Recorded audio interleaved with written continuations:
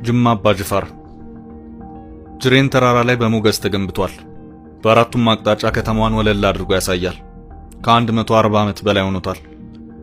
በዘመኑ ሲሚንቶ የሚታሰብ ስላልነበር የአባጅፋር ቤተ መንግስት የተሰራው ጭቃና ጭድ በእግር ተቦክቶ ለ3 ወራት እንዲቆይ ከተደረገ በኋላ እንደ ሲሚንቶ በመጠቀም ነው።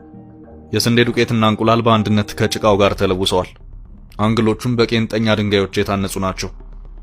65 በሮች፣ 54 መስኮቶችና 29 ክፍሎች ኖረውት የተገነባው ቤተ መንግስቱ ባለ አንድ ፎቅ ሲሆን ከአናቱ ላይ አንድ ማማ አለው። እንደ ኮርኒስና ወለል እንዲሁም እንደ ምሰሶ ሆነው ውስጡን ያዋቀሩ ከዋንዛ የተፈለፈሉ 10 በ10 ሳንቲ ውፍረት ያላቸው ጠንካራ ጣውላዎች ናቸው። ከአናቱ ላይ ያለው ማማ ውስጡ ሙሉ በሙሉ ከጣውላ የተሰራ ሲሆን 4 የጥበቃ በሮች አሉት። በምስራቅ ሸዋ በር፣ በምዕራብ ከፋ በር፣ በደቡብ ዳውሮ በርና በሰሜን ደግሞ ሊሙ በርን ያስቃኛሉ።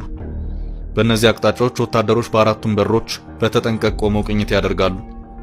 ከማማው ላይ ሲወጡ የዛጉ ቆርቆሮና ክዳኖች የበዙባት ጅማ ከተማ ቁልጭ ብላ ትታያለች። ቤተ መንግስቱ በ1870 ዓ.ም ሲገነባ ከህንድ፣ ከፓኪስታን፣ ከፈረንሳይ፣ ከእንግሊዝና ከሌሎች የአረብ ሀገሮች ጋር ዲፕሎማቲክ ግንኙነት የነበራቸው ንጉሱ አባጅፋር ለግንባታው የሚሆኑ አንዳንድ ግብዓቶችን ያስገቡት ከባህር ማዶ ነበር። ለምሳሌ እንደ ብረት የሚጠነክረው የጣራው ክዳን የተጫነው ከእንግሊዝ ነበር። በወቅቱ የተሻለ የትራንስፖርት አገልግሎት አልነበረምና ቆርቆሮዎች በግመል ተጭነው በኬንያ በኩል ነበር ወደ ኢትዮጵያ እንዲገቡ የተደረገው። የመብረቅ መከላከያ ብረቱም እንደዚሁ ከፈረንሳይ ሀገር የተላከ ነበር። ቤተ መንግስቱ በቆይታ ብዛት ማዝመም ጀምሮ የነበረ ሲሆን ከ1984 ዓ.ም ጀምሮ ጥራታቸውን ያልጠበቁ እድሳቶች ቢደረጉለትም የቀድሞ ጥንካሬና ውበቱን ሊያገኝ አልቻለም ነበር። አሁን ደግሞ ጠቅላይ ሚኒስትሩ የመሩት እድሳት ተደርጎለታል።